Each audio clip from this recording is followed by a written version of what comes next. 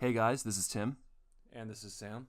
and today we're going to be coming at you with an Aquaman review. We had an amazing chance to see it a bit early, and so we've had a couple of days to let it seep in. So this is going to be our spoiler review, so please keep that in mind. If you haven't seen the film, probably want to skip out on listening to this review, but you can always come back later. So without further ado, we're going to go ahead and begin. Sam, start us off. What were your overall thoughts about the movie?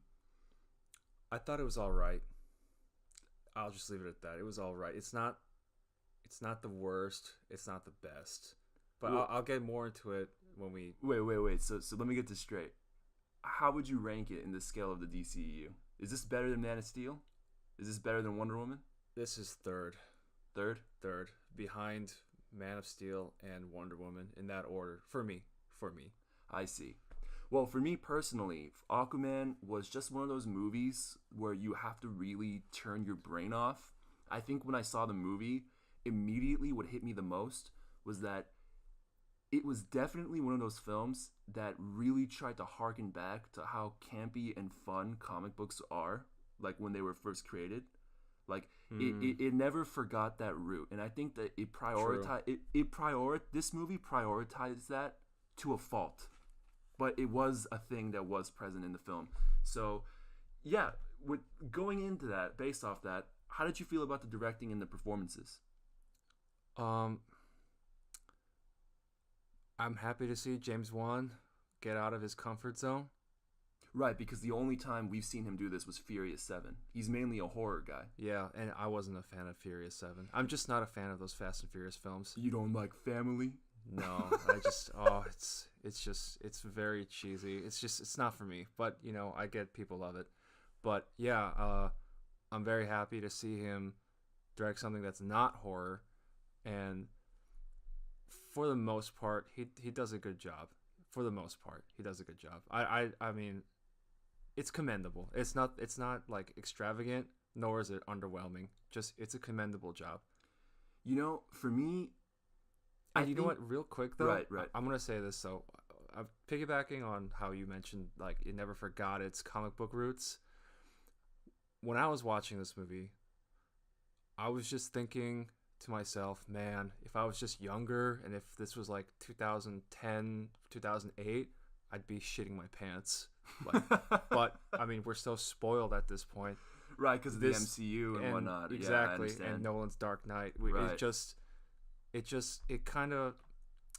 It has a been there, done that feel. Mm. But like I said, if I was younger and if this was like 2008, 2010, maybe even like 2004. Right, when all we had was just Raimi's Spider-Man and then X-Men. Yeah, okay. this would have been like, what the fuck? This is so cool.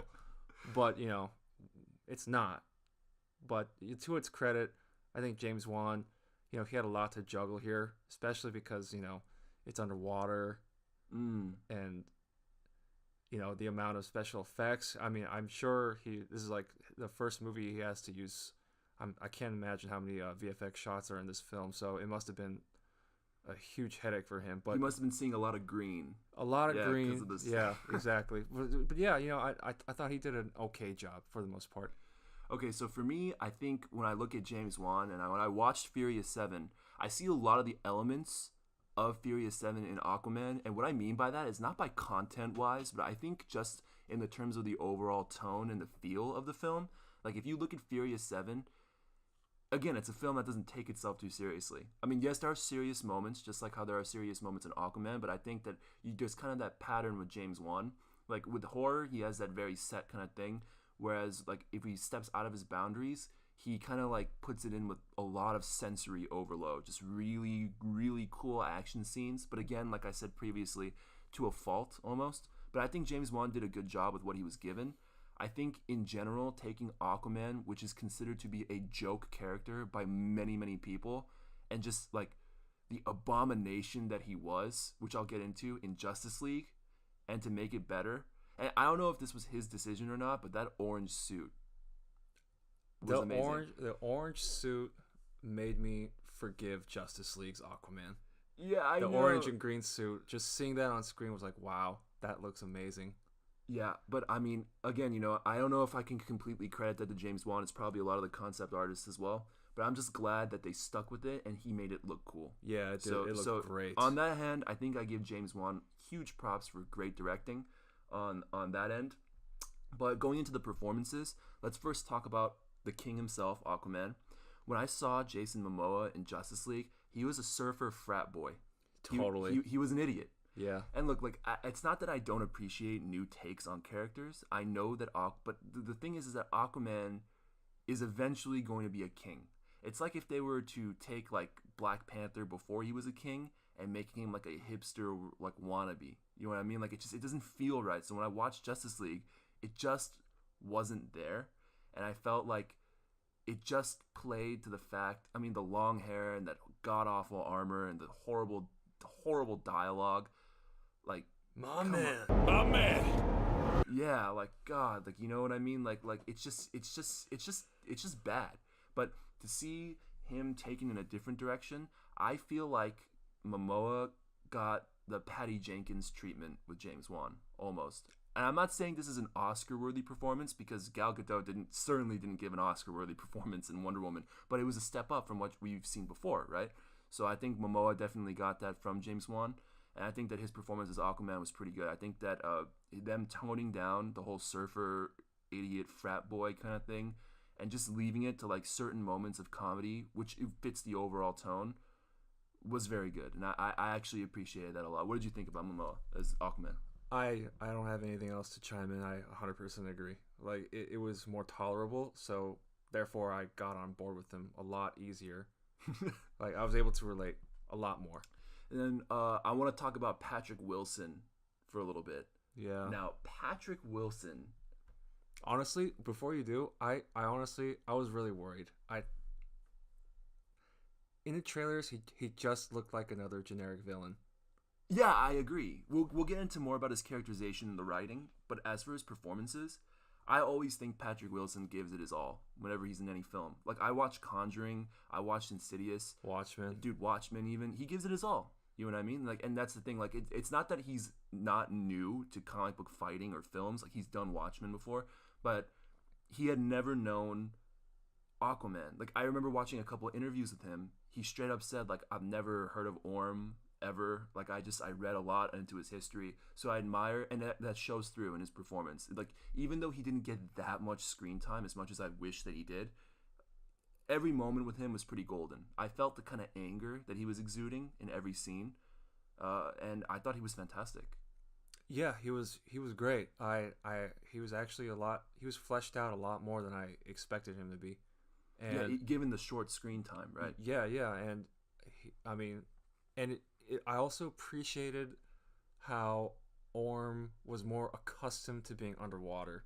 So yes, he was agree. He like, was his technically movements were fluid. Yes, he was a lot. Arthur definitely knew how to fight, but because Orm lived underwater for like his whole life, he clearly had the advantage. So because I'll be honest, like I said, when I watched the trailers, I really thought he was just going to be a generic villain. I thought he was going to be easily defeated, but it was a nice surprise to see Orm kind of show Aquaman how it's done. In the ocean. Yeah. And also, I don't know how you felt about his mask, but I really liked it. Yeah, we'll get into design in a bit, but yeah, I agree. And the next one I want to talk about is Amber Heard as Mera. So she was all right. Yeah, I mean, I don't have much to say about Amber Heard's performance as Mera. It was McMera's character was pretty straightforward in this film, kind of like just like the aid to Aquaman. You know what I mean? Which, as you know, if you guys read New 52 or if any of the old Aquaman comics, like in Brightest Day or even in Blackest Night when she had the Red Lantern ring, Mera is a very fleshed out character in the comics. So I'm hoping maybe in the sequels we can see more of Amber Heard's performance as Mera. I hope that she can carry it further. I did like her characterization a bit, and I did think that she did a good job. I didn't see any like overacting or problems at all, and yeah, me neither. And she wasn't a damsel in distress, so that was nice to see. Yeah, actually, she saved Aquaman's life like twice, I think, right? So there's that. And as for the villain, the secondary villain, I apologize if I'm pronouncing your name wrong. I really don't mean to, but I think his name is Yahya Abdul Mateen II as Black Manta. Wow. He was in this movie for maybe like 8 minutes, but he kicked some serious ass in this role. Yeah, he was definitely my favorite part of the whole movie. I was almost gonna be pissed if, like, during that scene in Rome when he got hit in the face, that he died. I was like, dude, if this is how you're gonna take out Black Manta, I'm gonna be upset. But he's coming back. He's coming back with a vengeance. I love the way he portrays his anger. I thought it was very emotional and raw, and I really liked just overall. He looks and fits the part, and I want to see more. Clearly, there was a New 52 influence on his depiction here. Yeah, and I really liked it. I wish I saw more, but that'll be the sequel. On. Yeah, because Aquaman, with all due respect to him, he doesn't really have the greatest villains. It's really just Orman, Black Manta, which they like used already in this film. You know what I mean? But yeah, so going forward with the other performances, Willem Dafoe, Dolph Lundgren, and Nicole Kidman, and Tamura Morrison. Yeah, they all had stuff to do. You know, they all had stuff to do. I see. It wasn't just like a throwaway role. They all had stuff to do. They all played pivotal things, and I honestly I see like Cate Blanchett was in Thor Ragnarok. Like all these people, like Carl Urban was in Thor Ragnarok. Just like a bunch of people are doing. Like Angela Bassett was in Black Panther, and so is Forrest Whitaker. I feel like these are old classic like 80s, 70s, 90s eras actors that have like had the career of a lifetime, and now are just like, screw it, I want to have some fun and do something crazy. So like, I never in a million years thought Nicole Kidman would ever do something like Aquaman. You know what I mean? Like she just came off Lion. You know what I mean? And that was like a heavy like Oscar caliber like role, and like now she's playing Aquaman's mom, which was surprising, but she did a good job. I mean, all these actors, they've been acting for years. So I mean, like they all did a good job for their role. And Tamura Morrison did a good job too. I was just hoping to see his Django Fett armor, but that's an entirely different franchise that probably will never cross over in a million years. But yeah, so yeah, I think the performances overall were solid. I don't think anyone would have any major complaints with them. And the directing was pretty good. So let's go into the story, the writing. So as we said before, I thought it was just okay. You had to turn off your brain. But what did you think about the story? It was textbook. It was straightforward. It was by the books, by the numbers, formulaic, if you will, and predictable. You know what I mean? Like, right. You saw, it's been done before. Mm-hmm. That's why I said in the beginning, it has that been there, done that feel. Mm-hmm. And because we have so many superhero films coming out nowadays, of course, it just. Believe me when I tell you, I'm feeling the superhero fatigue a bit. Like my standards are very high for superhero films now, so I get what you're saying. It's a very cookie cutter story. It's very cookie cutter, and I don't have the fatigue as much as you, because I could still enjoy it.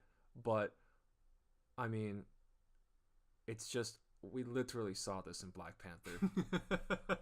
It's pretty similar. I wouldn't say like obviously like the characters are different, the situation is different, yeah, but I mean like if we're talking about just like the basic, it's like the hero's journey by Joseph Campbell. Like you can attribute many stories to that same thing. This is literally the same thing. It is. Yeah, so I mean like it gets repetitive over time. I agree. Yeah, it was just, but it worked. It worked. A thing that I think my major criticism with this film, it definitely has to do with wanting more from the villains. I think that in general, we could have taken away a lot of that MacGuffin quest for the spear. That could have been sped the trident. up. Yeah.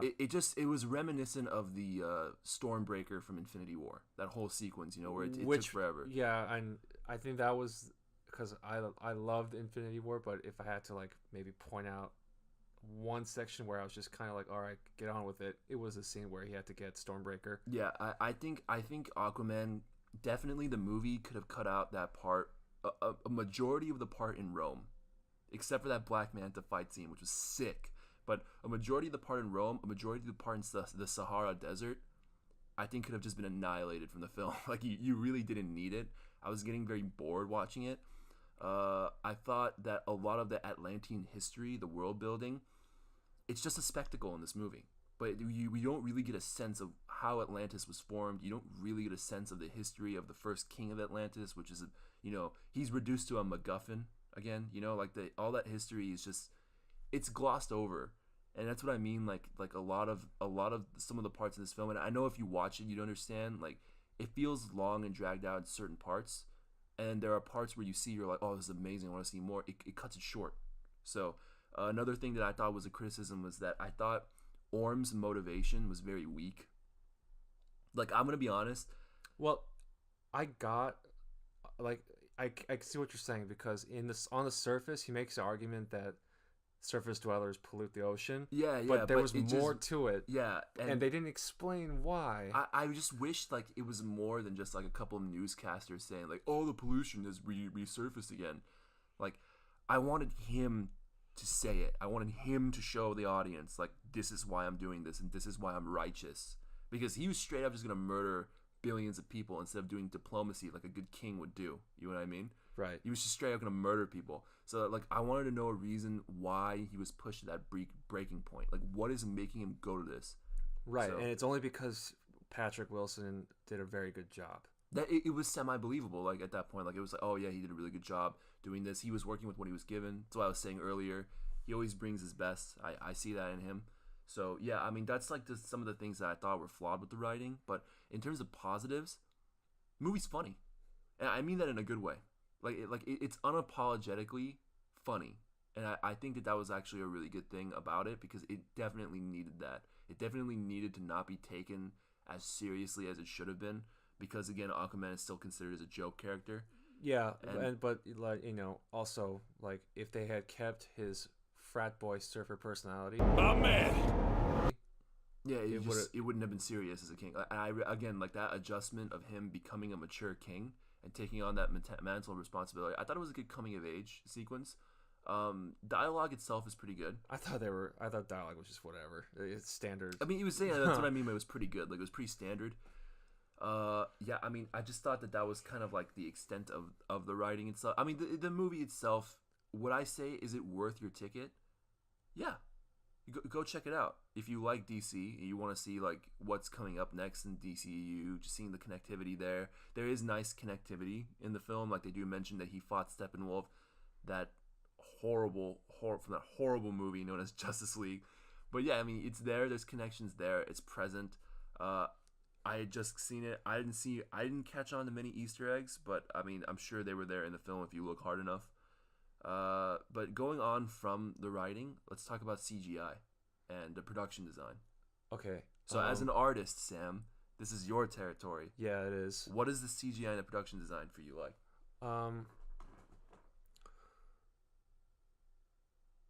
I thought there were a couple scenes in the film where it looked distractingly fake, and I feel like that can't be helped. Yes, considering but here's the thing. It wasn't Atlantis, and it wasn't the action sequences.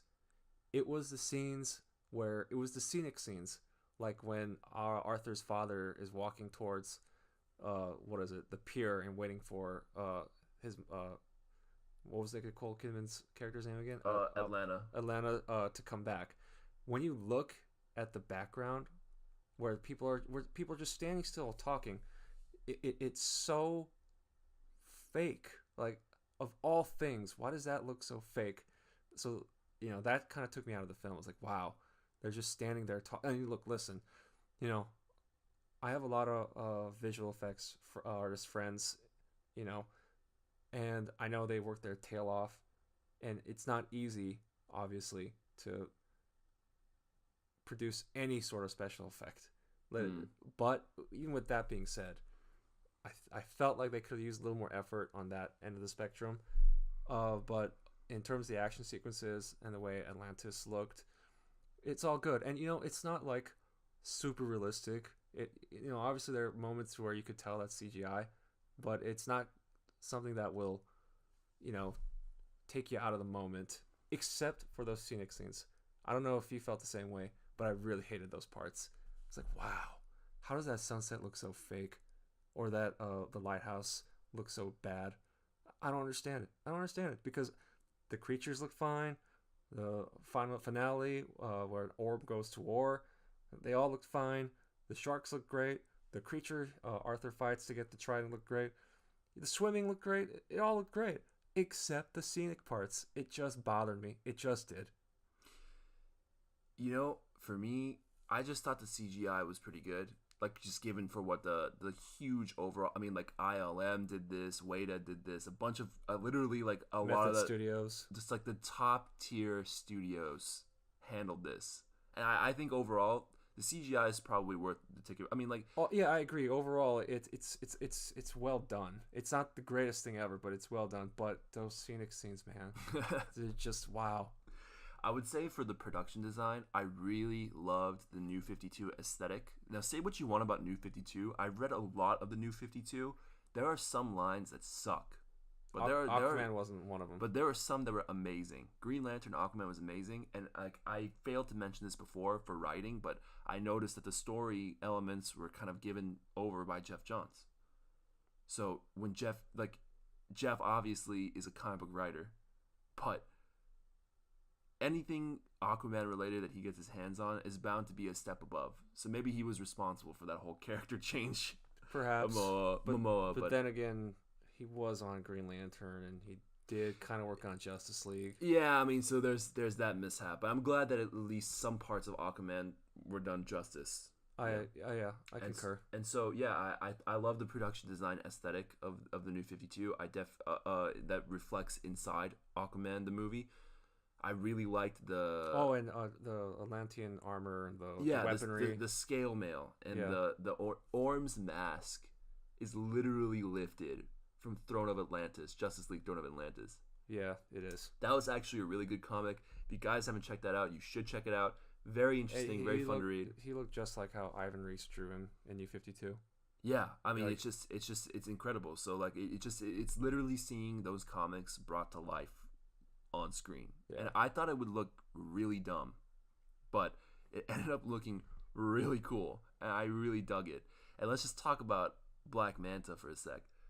That suit, first of all, I loved that he took Atlantean technology and made it his own. Yeah, it shows greatness of his characterization. Firstly, like in terms of how intelligent of a fighter he is, and very practical. Yes. And I also loved, in general, that armor was sick. It looked menacing. It looked scary. It did. Like it's believable that a human inside of it could take someone on the power level of Aquaman. Like it is that dope. Yeah, I really dug it. His beams were really, they were deadly. Yeah, so I mean, it just in terms of just like the suits and everything, the armors, the suits, the costumes, dude, even Tamura Morrison looked pretty good. The one thing that I will say looked really weird was Nicole Kidman's suit. Oh, you didn't like the white? I just thought, when I first saw it, I thought she was straight up naked. Like I'm not gonna lie. Like when I was surprised, like whoa, you know what I mean? But it ended up being the armor, and your eyes adjust to it over time. But I just thought she was naked in the beginning. I was like, wow, that is just, huh. But yeah, even the Atlantean foot troopers, those were sick. I love that there was water in the suits. So props to all the designers, the artists, the sculptors that made this. It was really sick, and I can imagine how many gray hairs you must have gotten trying to make this. Yeah, it's not easy making a movie, especially a superhero movie or any sci-fi action adventure film. It's ridiculously hard. I'm thoroughly impressed. So yeah, I definitely give it that. Give him props for that. It was really cool. The production design overall was really good. I really enjoyed it. And again, that orange and green suit, man, like it's just so pretty. So going off of that, let's talk about how the future of the DCEU is going to be. So after this movie, like I think everyone, it's no secret that the DCEU is in some hot water.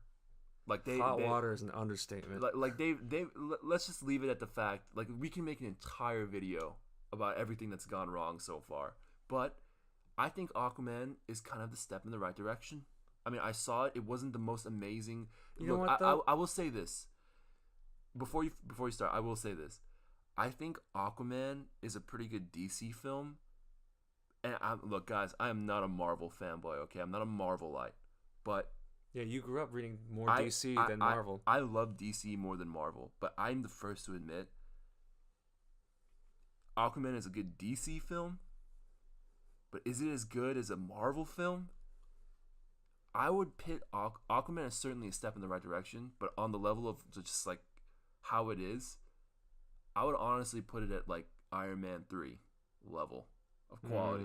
Like that's like the quality level I would put it. This is not a Winter Soldier. This is not a Guardians 1. This is definitely not an Iron Man 1 or Civil War or Infinity War. So, you know, it's not on that level. But is it on the level of Iron Man 3? Yeah, sure. And you know, I would say Iron Man 3 is on that level of you either love it or you hate it. And the Aquaman is kind of like that for most people. I think I'm just looking at the reviews in general from others. I mean, it's sitting at like a 60-something% at Rotten Tomatoes. So like, I just looking at that, I know it's one of those things. That's where I was gonna say, yeah, sure, it's a step in the right direction, but is that really saying much? You know, that's the thing. Somebody can make that argument, right? Like, is that really saying much? I mean, like, really?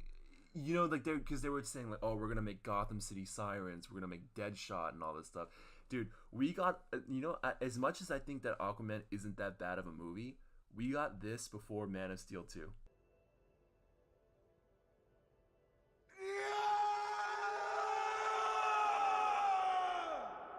Can you believe that? You know what? Dude, how mad do you think Henry Cavill is, man? He literally just showed up twice, and that was the end of it. Listen. They're at such disarray, they can't even confirm or deny that they lost Affleck and Cavill. So hot water is an understatement. It's pretty messy. Losing Cavill and Affleck is like the equivalent of losing Evans and Downey Jr. Like, you can't have a universe without Cap and Iron Man and Marvel. Right. You can't have a DC universe without Superman and Batman. How are you going to make a Justice League movie without Superman and Batman? Yeah. I mean, why? Why? I mean, so, honestly, I would love to be in that room just to hear what they're trying to do or figure out, just so I could get a concept of what their goal is.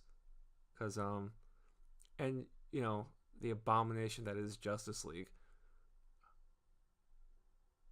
Because, oh, jeez. You see, I'm at a lost words. Like, because this is how much disarray they're at. But I agree with what you're saying about Aquaman. It's like the quality of like an Iron Man 3 or Iron Man 2. Really, the only saving grace is Wonder Woman. And, you know, I know people are still mixed about this. I don't know how you feel about it, but I thoroughly enjoyed Man of Steel. I really do. I actually prefer it over Wonder Woman. So there's that. But assuming things work out, see what they did was Man of Steel, right? And then they did BVS. That's like having Iron Man 1 and then Civil War right after. Yeah, I can see that. But even then, you know, before we saw Suicide Squad and BVS and all the other trash movies, I said that they have no choice but to play catch up. You know what? I will always thoroughly disagree with that sentiment.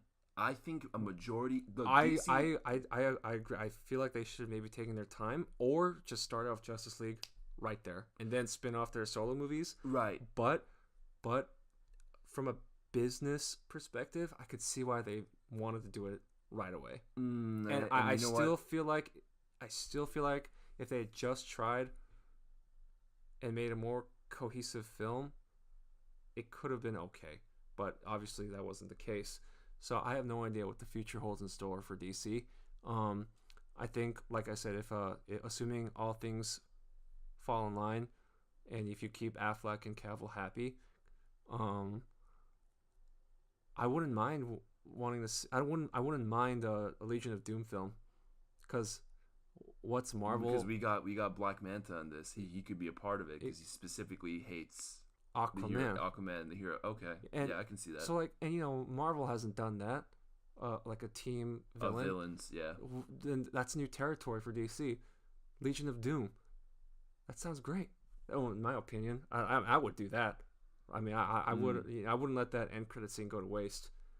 You know? Right, yeah, where he's talking to Dr. Shin about going back to Atlantis, sorry, Yeah. not Georgia. And don't forget that scene at the end with Lex and Deathstroke. Mm. So, you know, I mean, yeah, I have no idea. I mean, because they're releasing Shazam next, right? We got Shazam next, and we got Wonder Woman 2 next. Who knows if they ever make a Green Lantern movie or that other Flash film? Because Yeah. you've heard the news about Flash is like, it's on fire one week and it's cold as ice next. So, I mean, we'll see what happens. Yeah, I have to. I mean, like, honestly, like, after seeing Aquaman, just like the future is so uncertain for me. It like, is so uncertain. They made Aquaman. Like I said before, they made Aquaman before Superman 2. They made Or an Batman. or a Batman film, and then there's just reports all over. Like they're just using these like, and it's not bad that they're using C-list or B-list characters. It really isn't. I actually appreciate that, but my goodness, I mean, like, give what makes your franchise great some love, like Batman and Superman, because at the end of the day, people are going to come back for that, and Wonder Woman too, but even then, it's just going to be Batman and Superman, the iconic, the world's finest. So I feel like that's something, and that's what I mean by, like, watching Aquaman made me uncertain. Like, as for the future of the DCEU, I couldn't possibly tell what could hold after this movie. Like, it doesn't really set up for much of the future. No, it doesn't. So let me ask you this: if you're Warner Brothers exec, what do you tell Ben Affleck and Henry Cavill to keep them? What would you do? I would tell them I will give you a boatload of money to stay. But if that doesn't work, then there's nothing, man. Because, dude, Affleck is an Oscar winner. And you know what? He has better things to do. I mean, he did. I'm pretty sure he did this because he loves comics himself. He is a low key comic book fanboy. Yeah, very low key. So like he didn't have to do Batman. No, he didn't. After his horrible experience with Daredevil. Yeah. So he could have just walked away, but he did it. You know what else too? He is someone who cares about how whatever project he's in gets received well. Yeah. He cares about the filmmaking craft. He genuinely cares about telling a good story. Look at the movies he's directed. Gone Baby Gone, The Town, Argo. It's like he cares. He gives a shit. Did he direct Good Will Hunting? He wrote it with Matt Damon. He wrote it, okay. But yeah, that goes to show. You know what I mean? Yeah, I understand. He cares about how it's received. He cares about how it's played out. He cares about telling a good story. And he's not happy. Yeah, I agree. And that's what I mean. Like, I wouldn't be able to say anything to get him to stay. I mean, Cavill would probably just offer him a lot of money. He'd probably stay. But someone like Affleck, I don't think so. But like someone like Momoa or Gal Gadot, of course they're gonna ride this as long as they can. I mean, why wouldn't they? It's superheroes are the next it thing. You know what I mean? Back then it was action stars and very action movies, but nowadays it's superhero films. Everyone wants to do a superhero film. So I feel like it's easier to get them. But I think that's the future of it. Uncertainty. I think Sam would agree. All right, so over and under, is everything going to work out in the end? You know what? I'm gonna bank on no. You really think? I mean, even though I'm saying Aquaman is a step in the right direction, it's not a big enough step to convince me that there are going to be future endeavors that are going to be great from DC. Just looking at the disarray that's going on. I mean, again, as much as this film is pretty all right, it didn't need to be made now. It definitely didn't even need to be. If it was going to be made, it could have been made a long time ago before Justice League. That's just my opinion. I'm clinging on to hope. I feel like I would, because he is contractually obligated to appear in one more movie. Yeah. Affleck is. So maybe that can convince him, but I don't know. I'm not saying that's true. That's just what I've heard. That he's contractually obligated to come back one last time. Mm-hmm. Maybe the same with Cavill, but Snyder's gone, right? Justice League wasn't entirely Whedon's fault because he had a corporate checklist to fulfill. Yeah. And it clearly showed in the movie. So I don't know. I'm gonna be optimistic. I think there's a slight chance that things will pan out eventually. Hopefully, fingers crossed. Because I admittingly grew up reading Marvel. You grew up reading DC. But even then, I still like DC a lot. Green Lantern and Superman are my favorite characters in that universe. So I want them to succeed. I agree. So do I, but I think I'm more jaded considering how they let me down. Anyways, wrapping this up, let's go into final thoughts. My final thoughts is simply this. The writers, Will Beall and David Leslie Johnson McGoldrick. That was a handful to say. Yeah, but I mean, the writers didn't really write the greatest of movies. I mean, like, Gangster Squad was, again, one of those movies that you had to turn off your brain to enjoy. And then, Red Riding Hood and Wrath of the Titans from David Leslie Johnson McGoldrick. Probably not the greatest, but I think that really shines through in Aquaman in terms I feel like a lot of those movies you can see the same similarities in Aquaman almost. The requirement. However, I feel like this time around they got to work, and it ended up panning out okay. And James Wan, the only other non-horror movie he really did was Furious 7. So going on to Aquaman, I thought they did a fine job. I thought the actors were pretty good. They were pretty solid. And overall, despite some discrepancies in the story and overall pacing of the movie, I would give this movie out of 10, probably 7. 7? Yeah, I mean, it really wasn't bad. If you want a letter grade out of me, B-, high B- to B. It was pretty okay. I think it's worth your ticket. I think it's worth to go check it out on matinee, or if you want to go check it out on a date. I mean, it's definitely a fun date night movie if you guys are looking for something to do that. So there's that. Also, for me though, real quick. What are your final thoughts? Yeah. But before I get to that, I just wanted to say that I didn't like the music in this film. I thought it was kind of obnoxious and over dramatic in certain areas. And sometimes, like, the choice songs that played, like Toto, I think that was a cover. I'm pretty sure that was a cover. Like, it just was like, oh, all right, whatever. But anyways, final thoughts. Like I said in the beginning, it's if this was 2010, I'd be like jazzed about it. But I've seen a lot. You've seen what superheroes can be taken to. To elevate it to. Yeah, of course. Like, I mean, Dark Knight. The first Iron Man, the Captain America trilogy, Avengers. Do I need to say more? Right. Like, honestly, do I need to say Spider-Man 2? Hey, X-Men 2. X-Men 2. Yeah. First Class. Yeah. Yeah. I don't need to really elaborate on those movies. So, with that being said, I echo your sentiments. It's a good way to kill 2 hours and 30 minutes every time, and for the most part it redeems Aquaman. And if I had to put a number on it, I'd 6.57 like you, B-, around that range. So yeah, I mean, it's worth the admission.